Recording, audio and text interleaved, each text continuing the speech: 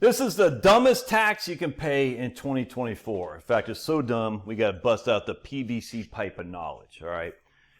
All right, so Wellington, I'm going to do another video on this later, but the Vanguard capital gain expectations for capital gain distributions. And you're going to see Wellington right here. About 8.29% of Wellington will be distributed as a capital gain. It'll be distributed on 2031, the 12/31, all right? So if you own Wellington on the date of record, right, or is it ex-dividend? I can't remember. But if you own Wellington essentially the week before, the last week of this year, you're going to get 8.29% as a long-term, most likely long-term capital gain.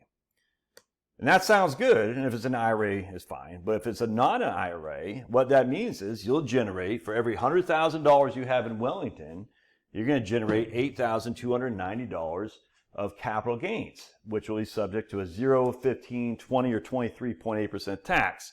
So here we're just saying it's be taxed at 15%. So if you have $100,000 in Wellington, you'll lose $1,243 in long-term capital gains. Again, assuming it's all long-term capital gain. Now, the stupid mistake would be is that let's just say, hey, and which is fine. So if you have Wellington, you're going to have to pay the tax, no big deal. But let's just say you're like, man, this Trump, I'm digging him. I'm going to invest. I had $100,000 in a CD. I'm going to put in the market because I'm on the Trump trade. And you're like, I'm going to buy that. And let's just say it's towards the end of the year. It's December 26th. You're like, it's day after Christmas. I'm in a Christmas me mood. I have a $100,000 CD that just matured. I'm going to buy that Wellington because I want to be on that Trump train. And the Wellington at that day, it's not. We'll just say it's trading at $10 a share. All right, so we know you're going to get 10,000 shares of Wellington. Now, on December 31st, your 10,000 shares, $100,000, what your portfolio, will give you $8,290 as a long-term capital gain. All right, but now you're only going to net $7,046 because you got to pay 15% in tax.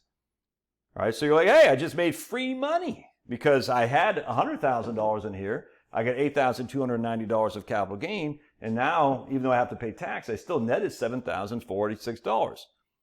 And I'm going to reinvest those shares, those $7,046, into more Wellington shares. All right? And that's the problem, because what happens is you're reinvesting it not at the $10 a share you initially bought at, you're reinvesting at $9.17 a share, because the price of the fund will drop by the amount of the capital gain distribution. So now we reinvest $7,046 at $9.17 a share. We're going to add to our 10,000 shares that we had, we're going to get another 768 shares, give or take. All right, so now we got 10,768 shares. The problem, though, is those 10,768 shares are not at $10 a share. They're at $9.17 a share, which means your total portfolio now is only $98,746, give or take a couple bucks. So you invested that $100,000 on December 26th. The next week, it paid $8,290 as a capital gain. Now your portfolio is worth 1.1% less because you lost this money in taxes. That's called buying the dividend. It's a stupid tax. Don't do this. Unfortunately, a lot of people think they're going to get this money for free. They think the price stays the same. It doesn't stay the same. It drops by the amount of the dividend. Everybody knows this. I had a guy the other day, a couple months ago, really weird guy. He emailed me. He goes, "Hey, I thought I'd get when they started lowering the interest rates. I thought my portfolio would jump up by 15%." I said, "What? You thought your bonds would jump up 15% overnight because they lowered the interest rates?" "Yeah, that's what I was told." I said, "So why would you think that?" Everyone would. I was stunned, and I said, it's kind of snarky to him. I said, "Why would you think that? Where's there, what?" And he wrote back, he called me a prick. I said, "Dude, I don't know." I mean, I was being kind of snarky, but he was like, "I thought you said that." I said, "I never said that." Fidelity guy said that. I said, "Sounds like you want to blame everybody else but yourself there, guy." You know what I'm saying? No one's going to sit there and think if Jerome Powell lowers the rates by 50 basis points, your portfolio will immediately go up by half the duration amount. And I don't want to get in that. No one thinks that, but he thought it was going to happen overnight. And the same thing here.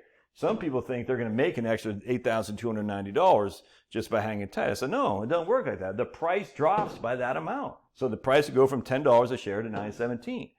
So now let's just say we waited until after the dividend was paid and we took our $100,000. We bought $100,000 worth at $9.17 a share. Now we'll have 10,905 shares at $9.17, which means our portfolio is worth $100,000. So your portfolio is $100,000 because, and I'm such a dumb guy, my portfolio is only worth $98,746. That's called buying the dividend. You lost that money right there, tax. Don't do it. It's a stupid tax. And everyone, I don't know why, people think they're going to buy the dividend. It's going to make them more money. I said it drops by the amount of the dividend. The price drops by the amount of the dividend. There's no way we don't know exactly what the price will be. It could be, that's what it'll drop by, but it could go up. We don't know. But in terms of, there is still some market volatility and all that. But I guarantee you, you're not going to walk away with an extra $8,290 that night. It's just not going to happen. That's not how it works. They're distributing a portion of the net asset value. 8.29 is being distributed as a dividend, which you can reinvest into more shares. You can sell and buy some freaking crack cocaine. Some guy said, how's that crack? Because I'm a pretty hyper guy. I said, dude, I'm just a hyper guy, dude. I'm just an excitable boy like Warren Zevon. So if you're familiar with Warren Zevon, give me a thumbs up in the show notes. Now, I hope this makes sense.